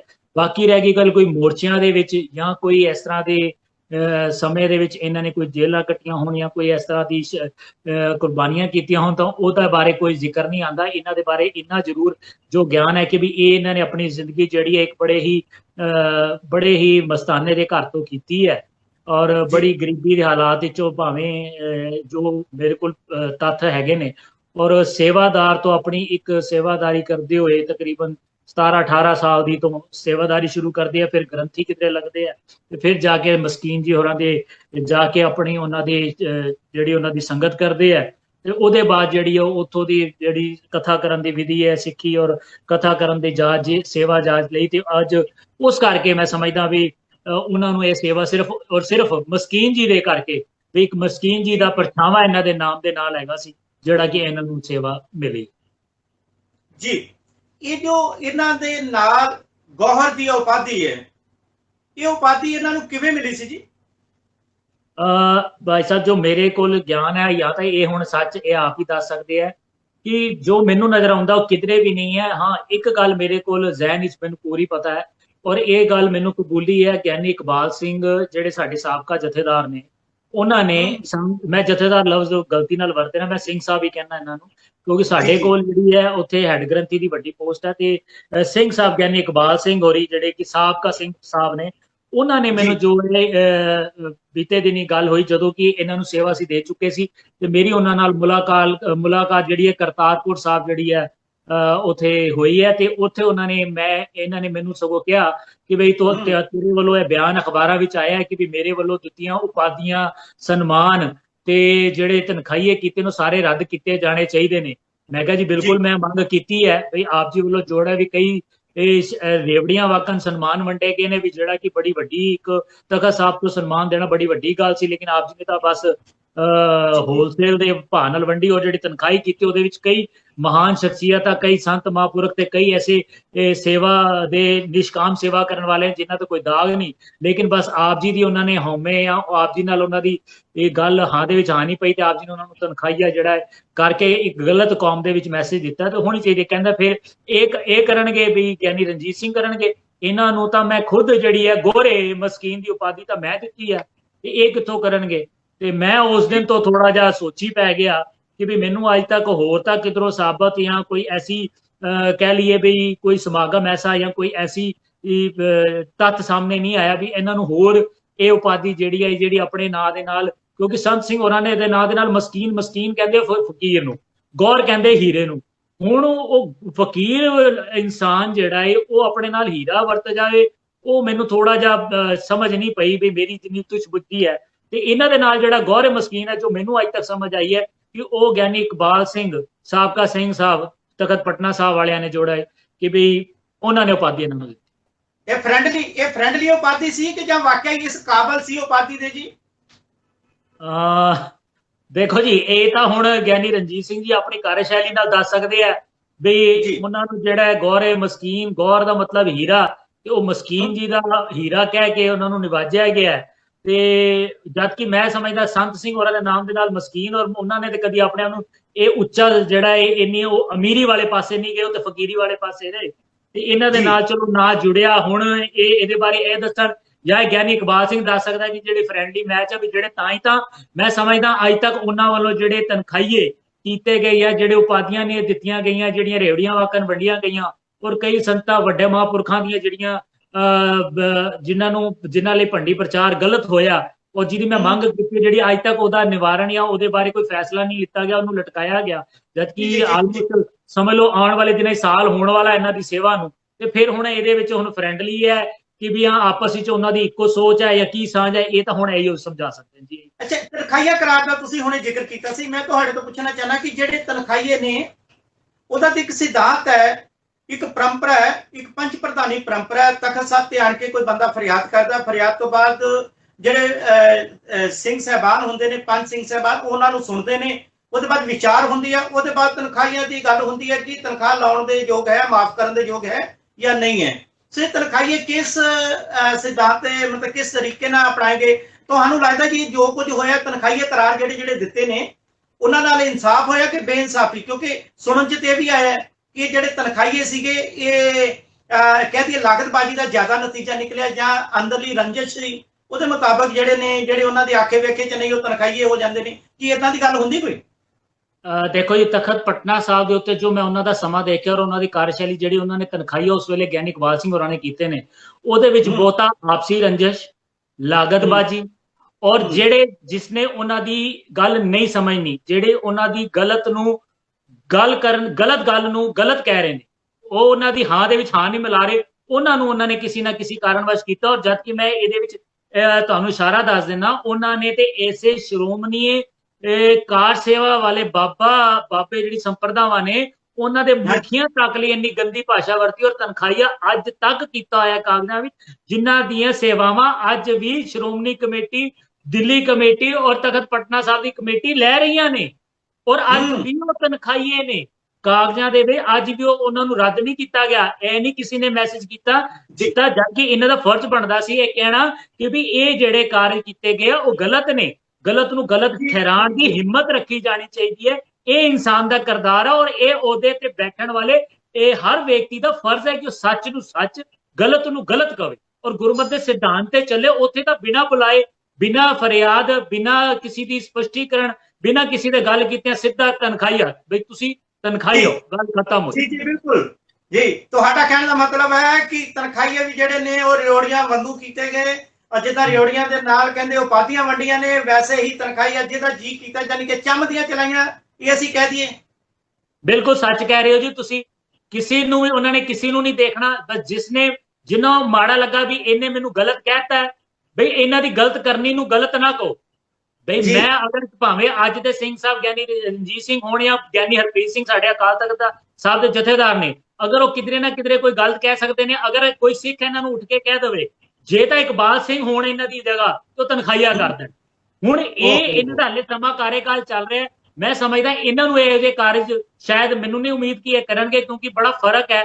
ਹੁਣ ਗਿਆਨੀ ਰਣਜੀਤ ਸਿੰਘ ਨੂੰ ਤੇ ਇਹ ਦੱਸਣਾ ਪਏਗਾ, ਕਿਉਂਕਿ ਜਿਹੜੇ ਉਹਨਾਂ ਦੀਆਂ ਪਾਈਆਂ ਗਲਤੀਆਂ, ਜਿਹੜੇ ਉਹਨਾਂ ਦੇ ਪਾਏ ਕੀਤੇ ਕਾਰਜ ਨੇ, ਜਿਹੜੇ ਗਲਤ ਕਾਰਜ ਨੇ, ਉਹਨਾਂ ਵੱਲ ਹਾਲੇ ਬਿਲਕੁਲ ਧਿਆਨ ਨਹੀਂ ਦਿੱਤਾ ਜਾ ਰਿਹਾ ਔਰ ਸਗੋਂ ਰੋਜ਼ ਇਹਨਾਂ ਨੂੰ ਕੋਈ ਵਿਵਾਦ ਵਿੱਚ ਫਸਣ ਦੀ ਗੱਲ ਬਣ ਰਹੀ। ਮੈਂ ਅਗਲਾ ਸਵਾਲ ਆਪ ਨੂੰ ਦੇ ਰਿਹਾ ਕਿ ਸੱਚਖੰਡ ਤੇ ਹਜ਼ੂਰੀ ਰਾਗੀ ਤੇ ਸਮੂਹ ਜਿੰਨੇ ਕੀਰਤਨੀਏ ਜਥੇ ਨੇ, ਜਿੰਨੇ ਵੀ ਗੁਰੂ ਘਰ ਦੇ ਕੀਰਤਨੀਏ ਜੋ ਆਪਣੀ ਰਸਨਾ ਤੋਂ ਗੁਰਬਾਣੀ ਗਾਇਨ ਕਰਦੇ ਨੇ, ਉਹਨਾਂ ਨੂੰ ਜਿਹੜਾ ਇਹਨਾਂ ਨੇ ਅਪਮਾਨਿਤ ਸ਼ਬਦ ਬੋਲੇ ਨੇ, ਉਹ ਤੁਹਾਨੂੰ ਕੀ ਲੱਗਦਾ ਜੀ ਉਹ ਅਪਮਾਨ ਕੀਰਤਨੀਆਂ ਦਾ ਕੀਤਾ ਹੈ? ਜਿਹੜਾ ਉਹਨਾਂ ਨੂੰ ਕਿਹਾ ਗਿਆ ਕਿ ਤੁਸੀਂ ਰਿਕਸ਼ੇ ਚਲਾਓ, ਤੁਸੀਂ ਕਾਬਲ ਹੀ ਨਹੀਂ ਜੇ ਤੁਸੀਂ ਮੰਡੀ ਦੇ ਵਿੱਚ ਜਾਓ, ਜਾਂ ਹੋਰ ਵੀ ਅਪਸ਼ਬਦ ਬੋਲੇ ਗਏ ਨੇ ਭਾਈ ਰਣਜੀਤ ਸਿੰਘ ਜੀ ਉਹਨਾਂ ਵੱਲੋਂ, ਉਹਨਾਂ ਨੇ ਕੀਰਤਨੀਆਂ ਦਾ ਅਪਮਾਨ ਕੀਤਾ ਹੈ, ਗੁਰਬਾਣੀ ਦਾ ਅਪਮਾਨ ਕੀਤਾ ਹੈ, ਜਾਂ ਕੀਰਤਨ ਜੋ ਕਰਦੇ ਨੇ ਉਹਦਾ ਅਪਮਾਨ ਕੀਤਾ ਹੈ, ਕਿ ਜਾਂ ਇਹਨੂੰ ਗੁਰੂ ਗ੍ਰੰਥ ਸਾਹਿਬ ਦਾ ਅਪਮਾਨ ਮੰਨਿਆ ਜਾਵੇ? ਜੀ ਭਾਈ ਸਾਹਿਬ ਜੀ, ਮੈਂ ਕਲੀਅਰ ਗੱਲ ਤੁਹਾਨੂੰ ਪਹਿਲੇ ਦੱਸਾਂ ਥੋੜਾ ਇਹਦੇ ਬਾਰੇ। ਪਿੱਛੇ ਕੀਰਤਨੀਆਂ ਔਰ ਕੀਰਤਨ ਸਿੱਖੀ ਸ਼ੁਰੂ ਹੋਈ ਹੈ ਗੁਰੂ ਨਾਨਕ ਸਾਹਿਬ ਤੋਂ। ਅੱਛਾ ਜੀ। ਸਾਡੇ ਗੁਰੂ ਨਾਨਕ ਸਾਹਿਬ ਤੋਂ ਜਿਸ ਟਾਈਮ ਸਿੱਖੀ ਦੀ ਨੀਂਹ ਰੱਖੀ ਜਾਂਦੀ ਹੈ, ਜਿਹਨੂੰ ਨਹੀਂ ਪਾਇਆ ਜਾਂਦਾ, ਉਹਨਾਂ ਨੇ ਸਾਫ਼ ਉਸ ਚੀਜ਼ ਨੂੰ ਨਿਕਾਰ ਕੇ ਵੀ ਅਸੀਂ ਉਸ ਹਿੰਦੂ ਧਰਮ ਦੇ ਵਿੱਚ ਮੇਰਾ ਪਿਤਾ ਜਿੱਥੇ ਲਿਆ ਹੈ, ਬਟ ਮੈਂ ਉਹਨੂੰ ਨਹੀਂ ਸਹਿਮਤ ਹਾਂ, ਮੈਂ ਜੰਜੂਨ ਨਹੀਂ ਪਾਉਂਦਾ, ਸਿੱਖੀ ਸ਼ੁਰੂ ਕੀਤੀ। ਤਾਂ ਉਹਨਾਂ ਨੇ ਉਹਦੇ ਨਾਲ ਹਮੇਸ਼ਾ ਆਪ ਜੀ ਨੂੰ ਹੋਏਗਾ ਕਿ ਭਾਈ ਮਰਦਾਨਾ ਜੀ, ਭਾਵੇਂ ਉਹ ਮੁਸਲਮਾਨ ਸਨ, ਰਬਾਬੀ ਮਰਦਾਨਾ ਕਹਿੰਦੇ ਰਬਾਬ ਵਜਾਉਂਦੇ ਸਨ ਬੜੀ ਸੋਹਣੀ। ਔਰ ਜਦੋਂ ਗੁਰੂ ਸਾਹਿਬ ਦੇ ਜ਼ਿਹਨ ਦੇ ਵਿੱਚ ਬਾਣੀ ਆਉਂਦੀ ਹੈ ਜਾਂ ਉਹਨਾਂ ਨੂੰ ਖਿਆਲ ਆਉਂਦਾ, ਤਾਂ ਉਹ ਕਹਿੰਦੇ ਹੈ ਕਿ ਭਾਈ ਮਰਦਾਨਿਆ ਰਬਾਬ ਛੇੜ, ਬਾਣੀ ਆਈ, ਉਸ ਅਕਾਲ ਪੁਰਖ ਦੀ ਬਾਣੀ ਆਈ। ਤੇ ਮੈਂ ਸਮਝਦਾ ਵਾਂ ਵੀ ਕੀਰਤਨ ਔਰ ਕੀਰਤਨੀਆਂ ਦੇ ਪਹਿਲਾਂ ਹੋ ਗਿਆ ਭਾਈ ਮਰਦਾਨਾ, ਤੇ ਕੀਰਤਨ ਦੀ ਪਰੰਪਰਾ ਗੁਰੂ ਨਾਨਕ ਸਾਹਿਬ ਤੋਂ ਸ਼ੁਰੂ ਹੋਈ। ਉਸ ਤੋਂ ਬਾਅਦ ਹੀ ਉਸ ਲੜੀ ਚ ਅੱਗੇ ਸੱਤਾ ਬਲਵੰਡ ਵੀ ਆ ਜਾਂਦੇ ਨੇ, ਤੇ ਬਾਕੀ ਹੋਰ ਵੀ ਅੱਗੇ ਕੀਰਤਨੀ ਆ ਜਾਂਦੇ ਨੇ। ਔਰ ਇਹ ਮੈਂ ਤੁਹਾਨੂੰ ਦੱਸ ਦਵਾਂ ਕਿ ਕੀਰਤਨੀਆਂ ਦੀ ਪਰੰਪਰਾ ਸਭ ਤੋਂ ਸਿਰਮੌਰ ਪਹਿਲੀ ਪਰੰਪਰਾ। ਉਸ ਤੋਂ ਬਾਅਦ ਜਾ ਕੇ ਕਵੀ ਆਉਂਦੇ ਨੇ, ਪੌਂਟਾ ਸਾਹਿਬ ਦੀ ਧਰਤੀ ਦਾ ਜ਼ਿਕਰ ਮਿਲਦਾ ਹੈ, ਫਿਰ ਢਾਡੀਆਂ ਦਾ ਜ਼ਿਕਰ ਮਿਲਦਾ ਹੈ, ਫਿਰ ਉਸ ਤੋਂ ਪਹਿਲਾਂ ਪੰਜਵੇਂ ਪਾਤਸ਼ਾਹ ਬਾਬਾ ਬੁੱਢਾ ਜੀ ਨੂੰ ਗ੍ਰੰਥੀ ਪੜਾ ਲੈਂਦੇ ਨੇ। ਦੂਜੀ ਪਦਵੀ ਜਿਹੜੀ ਹੈ ਗ੍ਰੰਥੀ ਦੀ ਮੰਨੀ ਜਾਂਦੀ ਹੈ, ਵੀ ਜਦੋਂ ਗੁਰੂ ਮਹਾਰਾਜ ਦਾ ਪ੍ਰਕਾਸ਼, ਪਹਿਲਾਂ ਆਪਾਂ ਪੋਥੀ ਪ੍ਰਕਾਸ਼ ਹੁੰਦਾ ਹੈ ਔਰ ਭਾਈ ਬੁੱਢਾ ਜੀ ਨੂੰ ਬਣਾਉਂਦੇ ਨੇ, ਔਰ ਅਖੀਰ ਜਾ ਕੇ ਸਿੰਘ ਸਾਹਿਬ ਦੀ ਉਪਾਧੀ, ਜਿਹਨੂੰ ਅਸੀਂ ਜਥੇਦਾਰ ਸਾਹਿਬ ਵੀ ਕਹਿ ਲੈਂਦੇ ਹਾਂ। ਲੇਕਿਨ ਅਗਰ ਕੋਈ ਤਿਰਸਕਾਰ ਕਰ ਰਿਹਾ ਕੀਰਤਨੀਆਂ ਦਾ, ਤੇ ਉਹ ਤਿਰਸਕਾਰ ਜਿਹੜਾ ਉਸ ਬਾਣੀ ਦੇ ਕਰ ਰਿਹਾ ਔਰ ਉਸ ਕੀਰਤਨੀਏ ਪਰੰਪਰਾ ਦਾ ਕਰ ਰਿਹਾ ਜਿਹੜੀ ਗੁਰੂ ਨਾਨਕ ਸਾਹਿਬ ਨੇ ਕੀਤੀ, ਔਰ ਭਾਈ ਮਰਦਾਨਾ ਜੀ ਤੋਂ ਲੈ ਕੇ ਹੁਣ ਤੱਕ ਦੀ। ਅਗਰ ਅਸੀਂ ਸਮੂਹ ਗੱਲ ਕਰੀਏ ਤੇ ਸਮੂਹ ਦੇ ਗੱਲ ਦੇ ਵਿੱਚ ਭਾਈ ਮਰਦਾਨਾ ਤੋਂ ਲੈ ਕੇ ਹੁਣ ਤੱਕ ਦਾ ਭਾਵੇਂ ਇੱਕ ਆਮ ਲੋਕਲ ਗੁਰਦੁਆਰੇ ਦਾ ਕੀਰਤਨੀਆ ਹੈਗਾ, ਉਹ ਵੀ ਮੌਜੂਦ ਹੈ। ਜਾਂ ਤਾਂ ਆਪਾਂ ਨਾਮ ਲੈ ਕੇ ਸਿੰਘ ਸਾਹਿਬ, ਤੁਹਾਡੇ ਸ਼ਬਦਾਂ ਦਾ ਅਰਥ ਇਹੀ ਮੰਨਿਆ ਜਾਵੇ ਵੀ ਬੇਅਦਬੀ ਹੋਈ ਹੈ, ਭਾਵੇਂ ਕੀਰਤਨੀਆਂ ਦੀ ਕਰਨ ਦੀ ਕੋਸ਼ਿਸ਼ ਕੀਤੀ, ਪਰ ਉਹ ਜਿਹੜੀ ਬੇਅਦਬੀ ਆ ਇਸ਼ਾਰਾ ਗੁਰੂ ਸਾਹਿਬ ਵੱਲ ਜਾ ਰਿਹਾ ਹੈ, ਔਰ ਇਸ ਬੇਅਦਬੀ ਦੀ ਸਜ਼ਾ ਦਊ ਕੌਣ? ਭਾਈ ਸਾਹਿਬ, ਮੈਨੂੰ ਇਹ ਲੱਗਦਾ ਹੈ ਕਿ ਵੀ ਇਹੋ ਜਿਹੇ ਵਰਤਨੇ ਲਫ਼ਜ਼ ਜਿਹੜੇ ਆ ਵਰਤੇ ਆ, ਇਹ ਲਫ਼ਜ਼ ਨੂੰ ਤੁਸੀਂ ਸਮਝਣਾ ਸ਼ੁਰੂਆਤ 29 ਅਗਸਤ ਨੂੰ ਹੁੰਦੀ ਹੈ ਔਰ 3 ਸਤੰਬਰ ਤੱਕ ਚੱਲਦੀ ਹੈ। ਅਲੱਗ-ਅਲੱਗ ਉਹਨਾਂ ਦੀਆਂ ਆਪਾਂ ਜਿਹੜੀਆਂ ਵੀਡੀਓ ਕਲਿੱਪਸ ਜਾਂ ਉਹਨਾਂ ਦੇ ਦਿੱਤੇ ਬਿਆਨਾਂ ਤੋਂ ਕਰ ਸਕਦੇ ਆ। ਉਹਦੇ ਵਿੱਚ ਦੇਖੋ ਕਿਤੇ ਉਹਨਾਂ ਨੇ ਇਹ ਜ਼ਿਕਰ ਕਰ ਦਿੱਤਾ ਕਿ ਵੀ ਜਾ ਕੇ ਰਿਕਸ਼ਾ ਚਲਾਉਣ, ਉਹ ਵੀ ਕਿਰਤ ਹੈ। ਮੈਂ ਤਾਂ ਸਮਝਦਾ ਤੁਸੀਂ ਇਹਦਾ ਮਤਲਬ ਰਿਕਸ਼ਾ ਚਲਾਉਣ ਵਾਲੇ ਨੂੰ ਵੀ ਨੀਵਾਂ ਗਿਣਦੇ ਹੋ, ਉਹ ਵੀ ਕਿਰਤ ਹੈ। ਉਹ ਖਾਲੀ ਉੱਥੇ ਕੀਰਤਨੀਆਂ ਦੀ ਗੱਲ ਨਹੀਂ ਹੈ। ਤੁਸੀਂ ਇੱਕ ਰਿਕਸ਼ਾ ਚਲਾਉਣ ਵਾਲੇ ਨੂੰ ਕਿਸੇ ਕੀਰਤੀ ਸਿੱਖ ਲਈ ਵੀ ਤੁਸੀਂ ਉਹਨੂੰ ਨੀਵਾਂ ਗਿਣ ਰਹੇ ਹੋ। ਪਹਿਲਾਂ ਤਾਂ ਇਹ ਜਿਹੜੇ ਇੰਨੀ ਉੱਚੀ ਉਪਾਧੀ ਤੇ ਹੈਗੇ ਆ, ਸਾਡੇ ਲਫ਼ਜ਼ ਜਿਹੜੇ ਨੇ ਇੱਕ ਕਹੇ, ਮੇਰੇ ਵਰਗੇ ਆਮ ਸਿੱਖ ਨਹੀਂ ਆ, ਨਹੀਂ ਹੋ ਤੁਸੀਂ ਵੀ ਜਿਹੜਾ ਤੁਹਾਡੀ ਬੋਲ ਬਾਣੀ ਦਾ ਕਿਧਰੋਂ ਕੋਈ ਫੜਿਆ ਨਹੀਂ ਜਾਏਗਾ ਜਾਂ ਕੋਈ ਸਵਾਲ ਮੇਰਾ ਇਹ ਸੀ ਕਿ ਕੀ ਜੇਕਰ ਅਸੀਂ ਇਹਨੂੰ ਬੇਅਦਬੀ ਮੰਨਦੇ ਹਾਂ ਤਾਂ ਇਹ ਸਜ਼ਾ ਬੇਅਦਬੀ ਦੀ ਦਊ ਕੌਣ? ਸਵਾਲ ਮੇਰਾ ਸਿੱਧਾ ਜੀ। ਭਾਈ ਸਾਹਿਬ ਜੀ ਹੁਣ ਥਾਣੇਦਾਰ ਆਪ ਨੇ, ਹੁਣ ਥਾਣੇਦਾਰਾਂ ਨੂੰ ਤੇ ਕੌਣ ਦੇ ਸਕਦਾ? ਇਹ ਤਾਂ ਹੁਣ ਸੰਗਤ ਦਾ ਦੱਸੇ, ਸੰਗਤ ਫੈਸਲਾ ਕਰੇ ਵੀ ਜਿਨ੍ਹਾਂ ਨੇ ਥਾਣੇਦਾਰ ਬਣਾਏ, ਜਿਨ੍ਹਾਂ ਨੇ ਇਹਨਾਂ ਨੂੰ ਸਰਵੋੱਚ ਸਥਾਨਾਂ ਤੇ ਭੇਜੇ, ਸੰਗਤ ਸਭ ਤੋਂ ਉੱਤੇ ਆ ਅੱਜ ਦੇ ਵਕਤ ਵਿੱਚ। ਤੁਹਾਡਾ ਕਹਿਣ ਦਾ ਮਤਲਬ ਜੋ ਮੌਜੂਦਾ ਹਾਲਾਤ ਸੁਮੇਧ ਸੈਣੀ ਦੇ ਨੇ, ਜਦੋਂ ਤੇ ਉਹ ਪੰਜਾਬ ਦਾ ਉੱਚ ਅਧਿਕਾਰੀ, ਉੱਚ ਅਫਸਰ ਸੀ, ਉਹਦਾ ਵਾਹ-ਵਾਹ ਨਹੀਂ ਕਿਸੇ ਨੇ ਵੇਖਿਆ, ਉਹਦੇ ਤੇ ਦਿੱਤੀਆਂ ਦਰਖਾਸਤਾਂ, ਉਹਦੇ ਤੇ ਦਿੱਤੀਆਂ ਕੰਪਲੇਂਟਾਂ ਦਾ ਕੋਈ ਅਸਰ ਨਹੀਂ ਹੋਇਆ। ਲੇਕਿਨ ਜਿੱਦਾਂ ਹੀ ਉਹ ਸਾਈਡ ਤੇ ਹਟਦਾ, ਜਿੱਦਾਂ ਰਿਟਾਇਰ ਹੁੰਦਾ, ਤਾਂ ਉਸ ਦੇ ਬਾਅਦ ਹੁਣ ਉਹ ਐਸੀ ਨੌਬਤ ਆ ਗਈ ਹੈ ਵੀ ਜਿਵੇਂ ਉਹਨੂੰ ਜੇਲ੍ਹ ਦੇ ਵਿੱਚ ਕਿਸੇ ਮੌਕੇ ਵੀ ਅਰੈਸਟ ਕੀਤਾ ਜਾ ਸਕਦਾ, ਯਾਨੀ ਕਿ ਕਿਸੇ ਮੌਕੇ ਵੀ ਉਹਦੀ ਗ੍ਰਿਫਤਾਰੀ ਪੈ ਸਕਦੀ। ਸੋ ਤੁਹਾਨੂੰ ਕੀ ਲੱਗਦਾ ਕਿ ਜੇਕਰ ਜਿਨ੍ਹਾਂ ਬੇਅਦਬੀ ਉੱਚ ਪਦਵੀਆਂ ਤੇ ਬਹਿ ਕੇ, ਉੱਚ ਅਹੁਦਿਆਂ ਤੇ ਬਹਿ ਕੇ ਜਿਨ੍ਹਾਂ ਬੇਅਦਬੀ ਕੀਤੀ ਹੈ, ਤਾਂ ਸੰਗਤ ਇੰਤਜ਼ਾਰ ਕਰੇ ਕਿ ਕਦੋਂ ਇਹ ਉਸ ਅਹੁਦਿਆਂ ਤੋਂ ਰਿਟਾਇਰ ਹੋਣ ਔਰ ਉਹਦੇ ਬਾਅਦ ਇੰਤਜ਼ਾਰ ਕਰੀਏ ਕਿ ਕਾਰਵਾਈ ਹੋਵੇ? ਨਹੀਂ ਭਾਈ ਸਾਹਿਬ, ਮੈਂ ਸਮਝਦਾ ਸੰਗਤ ਨੂੰ ਸੁਚੇਤ ਹੋਣਾ ਚਾਹੀਦਾ, ਸੰਗਤ ਨੂੰ ਇਹਨਾਂ ਨੂੰ ਕੋਲ ਜਵਾਬ ਲੈਣਾ ਚਾਹੀਦਾ ਔਰ ਜਵਾਬਦੇਹੀ ਹੋਣ। ਇਹ ਅਸਲ ਕੋਈ ਵੀ ਉੱਚੇ ਅਹੁਦੇ ਤੇ ਬੈਠੇ ਬੰਦਾ ਇਹ ਨਾ ਸਮਝੇ ਕਿ ਵੀ ਮੈਂ ਹੁਣ ਸਭ ਤੋਂ ਉੱਚਾ, ਔਰ ਸਾਨੂੰ ਸੰਗਤ ਨੂੰ ਹੀ ਸਿਰਫ ਜਿਹੜਾ ਸਿੰਘ ਸਾਹਿਬਾਂ ਦਾ ਸਤਿਕਾਰ ਕਰਨਾ ਚਾਹੀਦਾ। ਸਿੰਘ ਸਾਹਿਬਾਂ ਦਾ ਫਰਜ਼ ਹੈਗਾ ਕਿ ਇਹ ਜਿਸ ਅਹੁਦੇ ਤੇ ਬੈਠੇ ਨੇ ਉਹ ਬਾਬਾ ਬੁੱਢਾ ਜੀ ਦੀ ਪਦਵੀ ਹੈ, ਉਸ ਬਾਬਾ ਬੁੱਢਾ ਜੀ ਦੀ ਪਦਵੀ ਦਾ ਮਾਨ ਸਨਮਾਨ ਰੱਖਣਾ ਇਹਨਾਂ ਦਾ ਪਹਿਲਾ ਫਰਜ਼ ਹੈਗਾ। ਇਹ ਸੰਗਤ ਦੇ ਜਵਾਬਦਾਰੀ ਹੈਗੇ ਨੇ। ਮੈਂ ਇੱਕ ਦੋ ਮੇਰੇ ਸਵਾਲ ਨੇ, ਮੈਂ ਚਾਹਾਂਗਾ ਕਿ ਸਵਾਲ ਜਵਾਬ ਮੈਨੂੰ ਥੋੜਾ ਜਿਹਾ ਤੁਸੀਂ ਟੂ ਦੀ ਪੁਆਇੰਟ ਦੇ ਦਿਓ, ਮਿਹਰਬਾਨੀ, ਸਮੇਂ ਮੇਰੇ ਕੋਲ ਘੱਟ ਹੈ। ਜਥੇਦਾਰ ਸਾਹਿਬ ਦੀ ਰਸਨਾ ਤੇ, ਕਿਉਂਕਿ ਕਹਿੰਦੇ ਨੇ ਕਿ ਸ਼ਹਿਦ ਦੇ ਵਾਲਾ ਜਿਹੜਾ ਸ਼ਹਿਦ ਕਦੀ ਕੌੜਾ ਨਹੀਂ ਹੁੰਦਾ ਕਿਹਾ ਜਾਂਦਾ, ਪਰ ਜਥੇਦਾਰ ਸਾਹਿਬ ਦੀ ਰਸਨਾ ਤੇ ਇੰਨੀ ਕੁੜੱਤਣ ਕਿਉਂ? ਭਾਈ ਸਾਹਿਬ ਮੈਨੂੰ ਇਸ ਦੇ ਬਾਰੇ ਵੀ ਬੜੀ ਹੈਰਾਨੀ ਹੈ, ਕਿਉਂਕਿ ਆਪ ਭਾਈ ਸਾਹਿਬ ਇੱਕ ਬੜੇ ਜਿਹੇ ਮਸਤਾਨੇ ਦੇ ਘਰ ਤੋਂ ਉੱਠੇ ਨੇ ਔਰ ਕਿਸ ਤਰੀਕੇ ਨਾਲ ਸੇਵਾਦਾਰ ਬਣਦੇ ਨੇ, ਗ੍ਰੰਥੀ ਬਣਦੇ ਨੇ, ਔਰ ਅੱਜ ਇੱਥੇ ਇਸ ਪਦਵੀ ਤੱਕ ਇਹਨਾਂ ਨੂੰ ਮਾਣ ਬਖਸ਼ਿਆ ਗਿਆ ਹੈ। ਇਹ ਕੁੜੱਤਣ, ਇਸ ਪਦਵੀ ਦੇ ਉੱਤੇ ਤੇ ਇਹੋ ਜਿਹੀ ਕੁੜੱਤਣ ਵਾਲੇ ਵਿਅਕਤੀ ਦਾ ਤੇ ਥਾਂ ਹੀ ਨਹੀਂ ਹੋਣੀ ਚਾਹੀਦੀ ਇੱਥੇ। ਹੈ ਕਿਉਂ? ਵਜ੍ਹਾ ਮੈਂ ਇਸ਼ਾਰਾ ਮੈਨੂੰ ਦੱਸ ਦੇ ਦਿਓ ਥੋੜਾ ਜਿਹਾ, ਵਜ੍ਹਾ ਕੀ ਮੰਨਦੇ ਹੋ? ਇਹਦੇ ਵਿੱਚ ਕੁੜੱਤਣ ਹੁਣ ਇਹ ਦੱਸਣ ਵੀ ਇਹਨਾਂ ਨੂੰ ਕਿਸ ਗੱਲ ਦੀ ਸੋਚ ਹੈਗੀ ਹੈ। ਕੁੜੱਤਣ ਖਾਲੀ ਇਹਨਾਂ ਨੇ ਰਾਗੀਆਂ ਨੂੰ ਗੱਲ ਨੂੰ ਪਲਟਾਉਂਦੇ ਕੀਤੀ, ਫਿਰ ਬਾਅਦ ਵਿੱਚ ਉਸ ਗੱਲ ਨੂੰ ਘੁਮਾ ਵੀ ਗਏ ਵੀ ਆਪਣੇ ਮਹਿਸੂਸ ਕੀਤਾ ਕਿ ਮੇਰੇ ਕੋਲ ਸਹਿਜ ਸੁਭਾਅ ਨਿਕਲ ਗਈ ਹੈ। ਹੁਣ ਇਹ ਕੁੜੱਤਣ ਖਾਲੀ ਜਾਂ ਤਾਂ ਕਹਿ ਕੇ ਵੀ ਉੱਥੋਂ ਦੇ ਜਾਂ ਤੇ ਰਾਗੀਆਂ ਨੂੰ ਦਬਾਉਣ ਦੀ ਗੱਲ ਤੇ ਨਹੀਂ, ਕਿਧਰੇ ਵੀ ਆਪਣਾ ਜੋੜ ਦਿਖਾਉਣ ਲਈ ਬਈ ਮੈਂ ਬਹੁਤ ਉੱਚੇ ਪਦਵੀ ਤੇ ਹਾਂ ਤੇ ਸ਼ਾਇਦ ਤੁਸੀਂ ਮੇਰੇ ਤੋਂ ਨੀਵੀਂ ਪਦਵੀ ਤੇ ਹੈਗੇ ਹੋ ਸਕਦਾ ਹੈ ਇਹ ਜਿਹੜੇ ਅਲਫਾਜ਼ ਨੇ ਉਸ ਢੰਗ ਨਾਲ ਉਸ ਗੱਲ ਨੂੰ ਥੋੜਾ ਜਿਹਾ ਉਹਨਾਂ ਨੂੰ ਨੀਵਾਂ ਦਿਖਾਉਣ ਲਈ ਜਾਂ ਉਹਨਾਂ ਨੂੰ ਆਪਣਾ ਪ੍ਰਭਾਵ ਦਿਖਾਉਣ ਲਈ ਵਰਤੇ ਗਏ ਹੋਣ। ਜੀ ਅਹੁਦੇ ਬਾਰੇ ਜਰਾ ਕੁ ਸਮਝਾਇਆ ਜਾਣਾ ਜ਼ਰੂਰੀ, ਮਤਲਬ ਵੀ ਅਹੁਦੇ ਦੀ ਤਾਕਤ ਉਹਨਾਂ ਨੂੰ ਲੱਗਦਾ ਦੱਸਿਆ ਗਿਆ। ਲੇਕਿਨ ਮੈਂ ਸਮਝਦਾ ਕਿ ਵੀ ਇਸ ਲੜੀ ਦੇ ਵਿੱਚ ਭਾਈ ਦੇਖੋ ਜੀ, ਕੋਈ ਵੀ ਅਹੁਦਾ ਵੱਡਾ ਛੋਟਾ ਨਹੀਂ ਹੈ। ਕੀਰਤਨੀਆ ਵੀ ਓਡਾ ਹੀ ਹੈ, ਗ੍ਰੰਥੀ ਵੀ ਓਡਾ ਹੀ ਹੈ, ਤੇ ਕਥਾਵਾਚਕ ਵੀ ਤੇ ਕੀਰਤਨੀ, ਇਹ ਸਾਰੇ ਇੱਕੋ ਲਾਈਨ ਦੇ ਆ। ਅਗਰ ਆਪਾਂ ਇੱਕ ਦੂਜੇ ਨੂੰ ਨੀਵੇਂ ਹੋਣ ਦੀ ਗੱਲ ਕਰਦੇ ਤੇ ਇਹ ਗਲਤ ਗੱਲ। ਮੈਂ ਬੇਨਤੀ ਕਰ ਰਿਹਾ ਸੀ ਸਮੇਂ ਨੂੰ, ਮੈਂ ਕੁਝ ਸਵਾਲ ਬਹੁਤ ਜ਼ਰੂਰੀ ਨੇ ਸੰਗਤਾਂ ਦੇ, ਉਹ ਤੁਹਾਡੇ ਤੱਕ। ਅੱਛਾ ਸਿੰਘ ਸਾਹਿਬ, ਮੈਨੂੰ ਇਹ ਦੱਸੋ ਕਿ ਕਿਸੇ ਸਿੱਖ ਵਿਰੋਧੀ ਵੱਡੀਆਂ ਬਹੁਤ ਸਾਰੀਆਂ ਐਸੀਆਂ ਤਾਕਤਾਂ ਨੇ ਜਿਹੜੀਆਂ ਸਿੱਖ ਵਿਰੋਧੀ ਨੇ, ਤੁਹਾਨੂੰ ਇਸ ਤਰ੍ਹਾਂ ਤੇ ਨਹੀਂ ਲੱਗਦਾ ਕਿ ਮੌਜੂਦਾ ਜਥੇਦਾਰ ਜਿਹੜੇ ਨੇ ਉਹਨਾਂ ਨੂੰ ਕਿਸੇ ਸਿੱਖ ਵਿਰੋਧੀ ਤਾਕਤਾਂ ਨੇ ਗੁੰਮਰਾਹ ਕਰਤਾ ਹੋਵੇ ਔਰ ਉਹਨਾਂ ਦੀ ਰਸਨਾ ਤੋਂ ਇਹ ਬੋਲ ਜਿਹੜੇ ਨੇ ਨਿਕਲ ਗਏ ਹੋਣ? ਭਾਈ ਸਾਹਿਬ ਜੀ, ਇਹਦਾ ਐਗਜ਼ਾਮਪਲ ਤੇ ਗਿਆਨੀ ਇਕਬਾਲ ਸਿੰਘ ਤੋਂ ਹੀ ਲੈ ਲਓ। ਸਾਡੇ ਸਾਬਕਾ ਸਿੰਘ ਸਾਹਿਬ ਗਿਆਨੀ ਇਕਬਾਲ ਸਿੰਘ ਹੈ, ਉਹਨਾਂ ਦੇ ਬੋਲ ਜਿਹੜੇ ਆ ਉੱਥੋਂ ਹੀ ਪੜ ਸਕਦੇ ਹੋ, ਔਰ ਉਹ ਇੱਕ ਉਦਾਹਰਨ ਹੈ ਤੁਹਾਡੇ ਆਪ ਜੀ ਦੇ ਸਾਰੇ ਸਾਡੇ ਸਭ ਦੇ ਸਾਹਮਣੇ। ਆਪਾਂ ਰਣਜੀਤ ਸਿੰਘ ਹੋਣਾ ਦਾ ਜ਼ਿਕਰ, ਬਿਲਕੁਲ ਉਹ ਉਹਨਾਂ ਨਾਲ ਵੱਖਰਾ ਵਿਵਾਦ ਹੈ, ਪਰ ਮੈਂ ਮੌਜੂਦਾ ਭਾਈ ਰਣਜੀਤ ਸਿੰਘ ਹੋਣਾ ਦੀ ਗੱਲ ਕਰ ਰਿਹਾ ਕਿਉਂਕਿ ਸੰਗਤਾਂ ਦੇ ਮਨਾਂ 'ਚ ਹੈ, ਉਹਨਾਂ ਦੇ ਸਵਾਲ ਨੇ, ਉਹਨਾਂ ਦੇ ਸਵਾਲ ਤੁਹਾਡੇ ਕੋਲ ਲੈ ਰਹੇ ਹਾਂ ਕਿ ਤੁਹਾਨੂੰ ਲੱਗਦਾ ਸੀ ਇਹਨਾਂ ਦੇ ਬੋਲਾਂ ਦੇ ਬਾਰੇ ਅੱਜ ਤੱਕ ਹਲੇ ਸਪਸ਼ਟ ਨਹੀਂ ਹੈ ਵੀ ਇਹ ਇਹਨਾਂ ਦੇ ਨਿੱਜੀ ਨੇ, ਇਹਨਾਂ ਨੂੰ ਕਿਸੇ ਨੇ ਕਿਹਾ ਨਹੀਂ, ਕਿਉਂਕਿ ਉੱਥੋਂ ਦੀ ਪ੍ਰਬੰਧਕੀ ਕਮੇਟੀ ਕੋਈ ਇੰਨਾ ਇੰਟਰਫੇਰੈਂਸ ਨਹੀਂ ਕਰਦੀ ਜੋ ਮੇਰੇ ਜ਼ਿਹਨ ਵਿੱਚ ਹੈ। ਇਹ ਜੋ ਬੋਲ ਰਹੇ ਹੈ, ਜੋ ਗੱਲ ਕਰ ਰਹੇ ਹੋ, ਉਹ ਸਿਰਫ ਆਪਣੇ ਔਰ ਆਪਣੇ ਹੀ ਲੈਵਲ ਤੇ ਕਰ, ਕਿਸੇ ਦੇ ਇਸ਼ਾਰੇ ਤੇ ਨਹੀਂ ਨਾ? ਤੁਹਾਨੂੰ ਲੱਗਦਾ ਨਹੀਂ ਵੀ ਕਿਸੇ ਦੇ ਇਸ਼ਾਰੇ ਤੇ ਬੋਲੇ? ਮੈਨੂੰ ਇੱਕ ਗੱਲ ਥੋੜਾ ਜਿਹਾ ਸ਼ੱਕ ਪੈਂਦਾ, ਲੇਕਿਨ ਹੁਣ ਉਹ ਆਪਣੀ ਗੱਲ ਤੋਂ ਥੋੜਾ ਜਿਹਾ ਆਪੇ ਹੀ ਧੀਰੇ ਧੀਰੇ ਉਸ ਗੱਲ ਨੂੰ ਘੁਮਾ ਗਏ।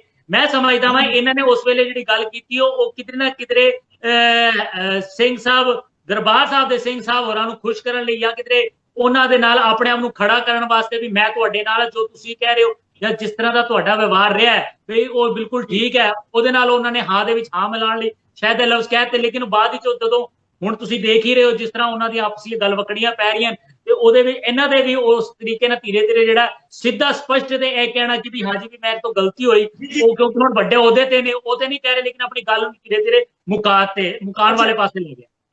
ਸਿੰਘ ਸਾਹਿਬ, ਭਵਿੱਖ ਦੇ ਵਿੱਚ ਤਖਤ ਸ੍ਰੀ ਪਟਨਾ ਸਾਹਿਬ ਦੇ ਜਥੇਦਾਰ ਜਿਹੜੇ ਨੇ, ਤੁਹਾਨੂੰ ਕੀ ਲੱਗਦਾ ਜੀ ਕੌਮ ਨੂੰ ਜੋੜਨਗੇ, ਤੋੜਨਗੇ ਜਾਂ ਦੁਬਿਧਾ ਚ ਪਾਉਣਗੇ?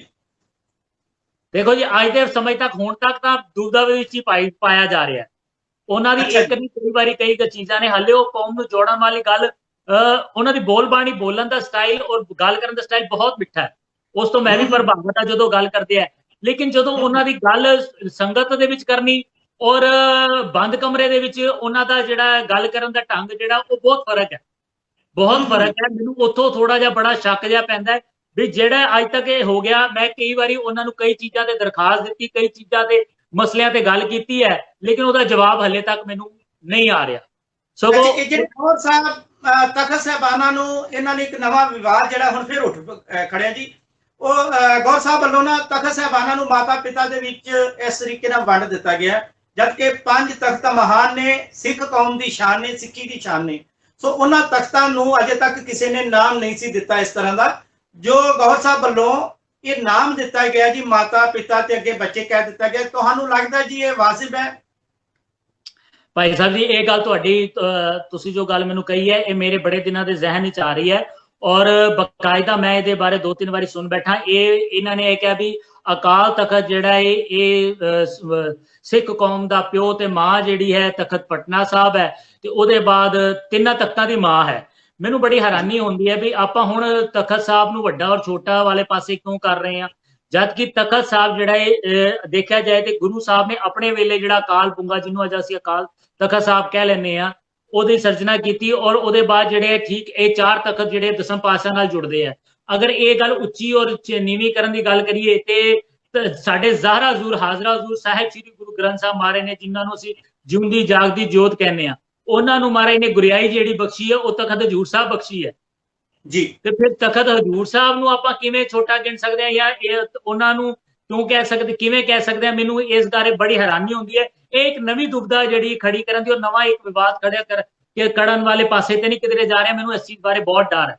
ਇਹ ਸੰਗਤਾਂ ਨੂੰ ਸੁਚੇਤ ਹੋਣਾ ਚਾਹੀਦਾ ਔਰ ਸੰਗਤਾਂ ਨੂੰ, ਪੰਥਕ ਵਿੱਚ ਜਿਹੜੇ ਵਿਦਵਾਨ ਨੇ, ਇਹਨਾਂ ਨੂੰ ਇਸ ਚੀਜ਼ ਨੂੰ ਸਮਝ ਕੇ ਇਹਨਾਂ ਬਾਰੇ ਵਿਚਾਰ ਕਰ ਲੈਣੀ ਚਾਹੀਦੀ ਹੈ। ਜੀ ਇੱਕ ਸਵਾਲ ਮੈਂ ਤੁਹਾਡੇ ਕੋਲ ਗਿਆਨੀ ਇਕਬਾਲ ਸਿੰਘ ਤੇ ਵੀ ਲੈਣਾ ਚਾਹਨਾ ਜੀ। ਤਖਤ ਸ੍ਰੀ ਪਟਨਾ ਸਾਹਿਬ ਦੇ ਜੋ ਸਾਬਕਾ ਸਿੰਘ ਸਾਹਿਬ ਜਥੇਦਾਰ ਗਿਆਨੀ ਇਕਬਾਲ ਸਿੰਘ ਜੀ, ਉਹਨਾਂ ਦੀ ਪੰਥ ਨੂੰ, ਕੌਮ ਨੂੰ, ਸਿੱਖੀ ਨੂੰ ਦੇਣ ਹੈ ਕੀ? ਭਾਈ ਸਾਹਿਬ, ਬੜਾ ਔਖਾ ਕੁਐਸਚਨ ਹੈ ਤੁਹਾਡਾ, ਬਹੁਤ ਔਖਾ ਜਵਾਬ ਹੈ, ਲੇਕਿਨ ਉਹਦਾ ਇੱਕੋ ਹੀ ਆਨਸਰ ਹੈ। ਉਹਨਾਂ ਨੇ ਸੇਵਾ ਤੇ ਤਖਤ ਸਾਹਿਬ ਤੇ 30-35 ਸਾਲ ਕਰ ਲਈ, ਲੇਕਿਨ ਮੈਂ ਸਮਝਦਾ ਉਹ ਸਾਰੀ ਸੇਵਾ ਜਿਹੜੀ ਹੈ ਨਾ, ਉਹਨਾਂ ਨੇ ਗੁਰੂ ਸਾਹਿਬ ਨੂੰ ਹਾਜ਼ਰ ਸਮਝਦੇ ਹੋਏ ਨਹੀਂ ਕੀਤੀ, ਕਿਉਂਕਿ ਅੱਜ ਉਹਨਾਂ ਦੀ ਦੇਣ ਹੈਗੀ ਹੈ ਕਿ ਉਹਨਾਂ ਨੇ ਸਮੂਹ ਸਿੱਖ ਕੌਮ ਨੂੰ ਹਿੰਦੂ ਹੋਣ ਦਾ ਜਿਹੜਾ ਹੈ, ਉਹ ਹਿੰਦੂ ਸਾਬਤ ਕਰਨ ਲਈ ਜਿਹੜਾ ਜ਼ੋਰ ਲਾ ਦਿੱਤਾ। ਉਹ ਜਿਹਦਾ ਉਦਾਹਰਨ ਬੜਾ, ਇਹ ਤੁਹਾਡੇ ਕੁਝ ਦਿਨ ਪਹਿਲੇ ਹੀ ਜਿਹੜਾ ਵਿਵਾਦ ਖੜਾ ਹੋਇਆ, ਉਹਨਾਂ ਦੀ ਦੇਣ ਸਭ ਤੋਂ ਵੱਡੀ ਹੈ ਕਿ ਉਹਨਾਂ ਨੇ ਸਿੱਖ ਕੌਮ ਨੂੰ ਹਿੰਦੂ ਸਾਬਤ ਕਰਨ ਲਈ ਲਾ ਦਿੱਤਾ। ਹੋਰ ਉਸ ਤੋਂ ਵੱਡੀ ਦੇਣ ਕੋਈ ਜੀ। ਔਰ ਸਿੰਘ ਸਾਹਿਬ ਭਾਈ ਰਣਜੀਤ ਸਿੰਘ ਜੀ, ਜਿਨ੍ਹਾਂ ਦਾ ਮੌਜੂਦਾ ਵਿਵਾਦ, ਜੋ ਵਿਵਾਦਤ ਬੋਲ ਨੇ, ਉਹਨਾਂ ਨੂੰ ਲੈ ਕੇ ਉਹ ਚਰਚਾ ਦਾ ਵਿਸ਼ਾ ਬਣੇ ਹੋਏ ਨੇ। ਬੇਸ਼ੱਕ ਉਹ ਕਈ ਵਾਰ ਯੂ-ਟਰਨ ਵੀ ਲੈ ਰਹੇ ਨੇ, ਪਰ ਫਿਲਹਾਲ ਨਾ ਤਾਂ ਕੀਰਤਨੀਏ ਸਿੰਘਾਂ ਨੂੰ ਖੁਸ਼ ਕਰ ਪਾ ਰਹੇ ਨੇ, ਉਹਨਾਂ ਨੂੰ ਭਰੋਸੇ 'ਚ ਲੈ ਪਾ ਰਹੇ ਨੇ, ਨਾ ਹੀ ਸਿੱਖ ਸੰਗਤ ਦਾ ਭਰੋਸਾ ਜਿੱਤ ਪਾ ਰਹੇ ਨੇ। ਕੀ ਉਹਨਾਂ ਦੇ ਨਾਲ ਇਸ ਮਸਲੇ ਨੂੰ, ਇਹਨਾਂ ਮੁੱਦਿਆਂ ਨੂੰ ਲੈ ਕੇ ਤੁਹਾਡੀ ਕੋਈ ਵਿਚਾਰ ਚਰਚਾ ਹੋਈ? ਕਿਉਂਕਿ ਤੁਸੀਂ ਧਰਮ ਪ੍ਰਚਾਰ ਕਮੇਟੀ ਦੇ ਸਾਬਕਾ ਚੇਅਰਮੈਨ ਰਹੇ ਹੋ ਔਰ ਮੌਜੂਦਾ ਵੀ ਤੁਸੀਂ ਸੇਵਾਵਾਂ ਦੇ ਰਹੇ ਹੋ ਪਟਨਾ ਸਾਹਿਬ। ਭਾਈ ਸਾਹਿਬ ਜੀ, ਮੈਂ ਵਿਚਾਰ ਚਰਚਾ ਕੀ ਕਰਨੀ ਹੈ, ਆਪ ਜੀ ਨੂੰ ਬੜੀ ਹੈਰਾਨੀ ਹੋਏਗੀ। ਮੈਂ ਕਿਸੇ ਮੁੱਦੇ ਨੂੰ ਲੈ ਕੇ ਉਹਨਾਂ ਨੂੰ ਚਿੱਠੀ ਪੱਤਰ ਲਿਖ ਰਿਹਾ, ਕਿਉਂਕਿ ਮੈਂ ਜ਼ਬਾਨੀ ਗੱਲਾਂ ਦੀ ਬਜਾਏ ਚਿੱਠੀ ਪੱਤਰ ਜ਼ਿਆਦਾ ਵਿਸ਼ਵਾਸ ਕਰਦਾ, ਕਿਉਂਕਿ ਇਹ ਇੱਕ ਐਵੀਡੈਂਸ ਰਹਿ ਜਾਂਦੇ ਨੇ, ਲਿਖਤੀ ਜਿਹੜੇ ਆ ਬੜੇ ਸਾਲੋਂ ਸਾਲ ਸੰਭਾਲ ਰਹਿੰਦੀ ਔਰ ਰਹਿੰਦਾ ਕਿ ਵੀ ਇਨਸਾਨ ਦੇ ਜਾਣ ਦੇ ਬਾਅਦ ਵੀ ਹਾਂ ਇਸ ਬੰਦੇ ਨੇ ਗੱਲ ਕਹੀ ਸੀ, ਇਹ ਪੁੱਛੀ ਸੀ। ਮੈਂ ਉਹਨਾਂ ਨੂੰ ਕੁਝ ਚਿੱਠੀਆਂ ਪੱਤਰ ਪਾਏ, ਉਹਨਾਂ ਦੇ ਉਹ ਚਿੱਠੀ ਪੱਤਰ ਉਹਨਾਂ ਨੇ ਈਮੇਲ ਦੇ ਨਾਲ ਉਹਨਾਂ ਦੇ ਫੋਨ ਦੇ ਉੱਤੇ WhatsApp ਕੀਤੇ। ਮੈਨੂੰ ਸਿੰਘ ਸਾਹਿਬ ਦਾ ਇੱਕ ਮੈਸੇਜ ਆਇਆ, ਮੈਨੂੰ ਨਹੀਂ ਪਤਾ ਉਹ ਖਾਲੀ ਮੇਰੇ ਲਈ ਹੈ ਜਿਹੜੇ ਜਵਾਬ ਮੰਗ ਰਹੇ ਆ ਉਹਨਾਂ ਲਈ ਹੈ ਜਾਂ ਸਾਰੀ ਕੌਮ ਲਈ ਹੈਗਾ।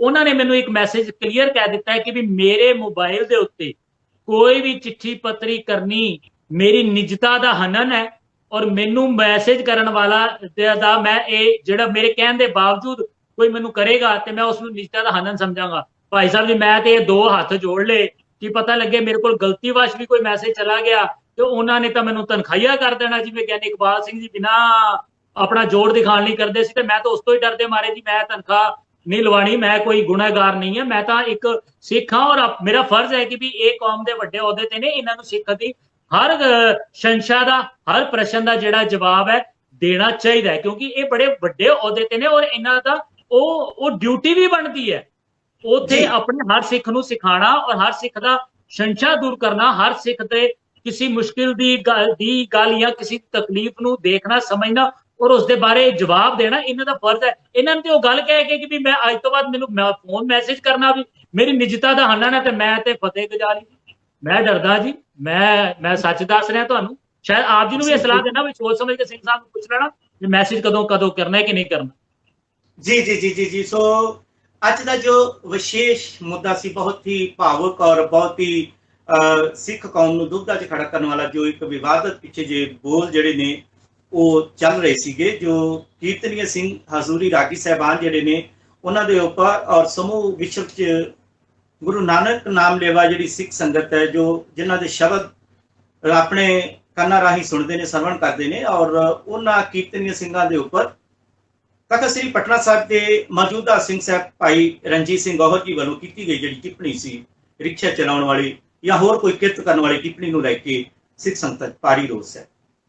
ਇਸ ਦੇ ਉੱਪਰ ਹੀ ਸਾਡੇ ਨਾਲ ਜਿਹੜੇ ਪਟਨਾ ਸਾਹਿਬ ਤੋਂ ਹੀ ਸਾਬਕਾ ਚੇਅਰਮੈਨ, ਜੋ ਕਿ ਧਰਮ ਪ੍ਰਚਾਰ ਕਮੇਟੀ ਪਟਨਾ ਸਾਹਿਬ ਦੇ ਸਾਬਕਾ ਚੇਅਰਮੈਨ ਸੀਗੇ, ਸਾਧੂ ਭੁਪਿੰਦਰ ਸਿੰਘ ਜੀ, ਸੋ ਉਹ ਜੁੜੇ। ਅਸੀਂ ਬੜੇ ਦਿਨਾਂ ਤੋਂ ਉਹਨਾਂ ਦਾ ਸਮਾਂ ਮੰਗ ਰਹੇ ਸੀ। ਉਹਨਾਂ ਦਾ ਧੰਨਵਾਦ, ਉਹਨਾਂ ਨੇ ਸਾਨੂੰ ਆਪਣਾ ਕੀਮਤੀ ਸਮਾਂ ਦਿੱਤਾ ਔਰ ਉਹਨਾਂ ਨੇ ਆਪਣੇ ਵਿਚਾਰ ਸਾਡੇ ਨਾਲ ਸਾਂਝੇ ਕੀਤੇ। ਔਰ ਇਹਨਾਂ ਵਿਚਾਰਾਂ ਦੇ ਵਿੱਚ ਇੱਕ ਚੀਜ਼ ਬਿਲਕੁਲ ਖੁੱਲ੍ਹ ਕੇ ਸਾਹਮਣੇ ਆਈ ਹੈ ਕਿ ਤਖਤ ਸ੍ਰੀ ਪਟਨਾ ਸਾਹਿਬ ਤੇ ਸਭ ਕੁਝ ਗੁਰਮਰਿਆਦਾ ਮੁਤਾਬਕ ਨਹੀਂ ਹੋ ਰਿਹਾ। ਕਿਸੇ ਦੀ ਮਨਮਰਜ਼ੀ ਚੱਲ ਰਹੀ ਹੈ, ਕੋਈ ਕਿਸੇ ਨੂੰ ਨੀਵਿਆਂ ਦਿਖਾਉਣ ਦੀ ਕੋਸ਼ਿਸ਼ ਕਰ ਰਿਹਾ ਹੈ, ਕੋਈ ਕਿਸੇ ਦੇ ਪੁਰਾਣੇ ਨਕਸ਼ੇ ਕਦਮ ਤੇ ਚੱਲ ਰਿਹਾ ਹੈ, ਕੋਈ ਪੁਰਾਣੀਆਂ ਗਲਤੀਆਂ ਨੂੰ ਸੁਧਾਰਨਾ ਚਾਹੁੰਦਾ ਹੀ ਨਹੀਂ। ਆਖਿਰ ਵਜ੍ਹਾ ਕੀ ਹੈ ਔਰ ਇਹਦੇ ਪਿੱਛੇ ਕਾਰਨ ਕੀ ਹੈ? ਕੀ ਕੋਈ ਕਿਸੇ ਦੇ ਇਸ਼ਾਰੇ ਤੇ ਕੰਮ ਕਰ ਰਿਹਾ ਹੈ? ਸਿੱਖ ਸੰਗਤ ਨੂੰ ਡਰਨ ਦੀ ਲੋੜ ਨਹੀਂ ਹੈ। ਇਹ ਜੋ ਜਥੇਦਾਰ ਸਾਹਿਬਾਨ ਜਾਂ ਬਾਕੀ ਵੱਡੇ ਅਹੁਦਿਆਂ ਤੇ ਵੱਡੀਆਂ ਪਦਵੀਆਂ ਦੇ ਉੱਤੇ ਜੋ ਇਸ ਵੇਲੇ ਸੁਸ਼ੋਭਤ ਨੇ, ਉਹ ਸਿੱਖ ਸੰਗਤ ਤੇ ਪਿਆਰ ਕਰਕੇ ਨੇ, ਤੁਹਾਡੇ ਸਤਿਕਾਰ ਕਰਕੇ ਨੇ। ਤੋ ਇਸ ਕਰਕੇ ਨਹੀਂ ਆਪਾਂ ਕਿਸੇ ਨੂੰ ਸੁਸ਼ੋਭਤ ਕੀਤਾ ਕਿ ਅਸੀਂ ਉਹਨਾਂ ਦੀ ਹਰ ਇੱਕ ਗੱਲ ਨੂੰ ਸਿਰ ਝੁਕਾ ਕੇ ਹੀ ਮੰਨੀ ਜਾਣਾ ਹੈ। ਤਰਕ ਕਰਨਾ, ਸਵਾਲ ਕਰਨਾ ਔਰ ਆਪਣੇ ਸ਼ੰਕੇ ਦੂਰ ਕਰਨਾ ਤੁਹਾਡਾ ਫਰਜ਼ ਬਣਦਾ ਹੈ। ਸੋ ਜੇਕਰ ਕਿਸੇ ਨੂੰ ਸਿੰਘ ਸਾਹਿਬ ਆਪਣੇ ਭਾਈ ਰਣਜੀਤ ਸਿੰਘ ਜੀ ਗੌਹਰ, ਅਗਰ ਉਹਨਾਂ ਦੇ ਨਾਲ ਉਹਨਾਂ ਦੇ ਦਿੱਤੇ ਗਏ ਜੋ ਵਿਚਾਰ ਨੇ, ਜੋ ਉਹਨਾਂ ਨਾਲ ਕੀਤੀ ਗਈ ਗੱਲਬਾਤ ਹੈ, ਉਹਨਾਂ ਦੇ ਸੰਬੰਧ ਵਿੱਚ ਕੋਈ ਉਹਨਾਂ ਨੇ ਵਿਚਾਰ ਕਰਨਾ, ਆਪਣੀ ਰਾਏ ਰੱਖਣੀ ਤਾਂ ਜ਼ਰੂਰ ਕਰੋ। ਔਰ ਇਹਦੇ ਨਾਲ ਹੀ ਜਿਵੇਂ ਅਸੀਂ ਹੁਣੇ ਗੱਲ ਕੀਤੀ ਹੈ ਸਾਧੂ ਭੁਪਿੰਦਰ ਸਿੰਘ ਜੀ ਦੇ ਨਾਲ, ਅਗਰ ਇਹਨਾਂ ਦੇ ਨਾਲ ਵੀ ਕੋਈ ਤੁਹਾਡੇ ਤੋਂ ਵਿਚਾਰ ਕਰਨਾ ਚਾਹੁੰਦਾ ਹੈ ਤਾਂ ਸਾਧੂ ਭੁਪਿੰਦਰ ਸਿੰਘ ਜੀ ਦੇ ਨਾਲ ਵੀ ਤੁਸੀਂ ਵਿਚਾਰ ਕਰ ਸਕਦੇ ਹੋ। ਔਰ ਅਸੀਂ ਸਿੱਖ ਸੰਗਤ ਨੂੰ ਸਮੁੱਚੀ ਨੂੰ ਅਪੀਲ ਕਰਦੇ ਹਾਂ ਕਿ ਜਿਸ ਕੌਮ ਨੇ ਸਿਰ ਦੇ ਕੇ, ਕੁਰਬਾਨੀਆਂ ਦੇ ਕੇ ਆਪਣੇ ਜਿਹੜੀ ਮੇਜ਼ ਹੈ ਔਰ ਖੂਨ ਹੈ ਇਹਦੇ ਨਾਲ ਨੀਹਾਂ ਭਰੀਆਂ ਹੋਣ, ਸਿਰਾਂ ਦੇ ਨਾਲ ਸਿੱਖੀ ਦਾ ਮਹਿਲ ਉਸਾਰਿਆ ਹੋਵੇ, ਐਸੀ ਕੌਮ ਅੱਜ ਮਜ਼ਾਕ ਦਾ ਪਾਤਰ ਬਣ ਰਹੀ ਹੈ। ਔਰ ਇਹ ਮਜ਼ਾਕ ਦਾ ਪਾਤਰ ਬਣਾਉਣ ਵਾਲੇ ਕੌਣ ਨੇ? ਮੈਂ ਸਾਰੀ ਸਿੱਖ ਕੌਮ ਨੂੰ ਇੱਕ ਬੇਨਤੀ ਜ਼ਰੂਰ ਕਰਾਂਗਾ, ਆਉਣ ਵਾਲੇ ਦਿਨਾਂ ਦੇ ਵਿੱਚ ਲੋਕੀ ਤੁਹਾਡੇ ਨਾਲ ਮਜ਼ਾਕੀਆ ਸਵਾਲ ਕਰਿਆ ਕਰਨਗੇ, ਟਿਚਰਾਂ ਕਰਿਆ ਕਰਨਗੇ, ਤੁਹਾਨੂੰ ਪੁੱਛਿਆ ਵੀ ਕਰਨਗੇ ਕਿ ਤੁਹਾਡੇ ਤੇ ਜਥੇਦਾਰ, ਤੁਹਾਡੇ ਸਿੰਘ ਸਾਹਿਬ ਆਹ ਗੱਲਾਂ ਕਰਦੇ ਨੇ ਤਾਂ ਤੁਸੀਂ ਕਿਹੜੀ ਸਿੱਖੀ ਦੀ ਗੱਲ ਕਰਦੇ ਹੋ, ਤੁਸੀਂ ਕਾਹਦੀਆਂ ਗੱਲਾਂ ਕਰਦੇ ਜੇ? ਜਿਵੇਂ ਅਸੀਂ ਕੱਲ ਵੀ ਕਿਹਾ ਸੀ ਨਾ ਕਿ ਐਨੇ ਦੇਰ ਹੋ ਗਈ, ਸਿੱਖ ਆਪਣੇ ਗੁਰੂ ਸਾਹਿਬ ਨੂੰ ਇਨਸਾਫ ਨਹੀਂ ਦਵਾ ਸਕੇ, ਸਿੱਖ ਆਪਣੇ ਗੁਰੂ ਸਾਹਿਬਾਂ ਨੂੰ ਜੋ ਗੁੰਮ ਹੋਏ ਨੇ ਉਹਨਾਂ ਨੂੰ ਲੱਭ ਨਹੀਂ ਸਕੇ।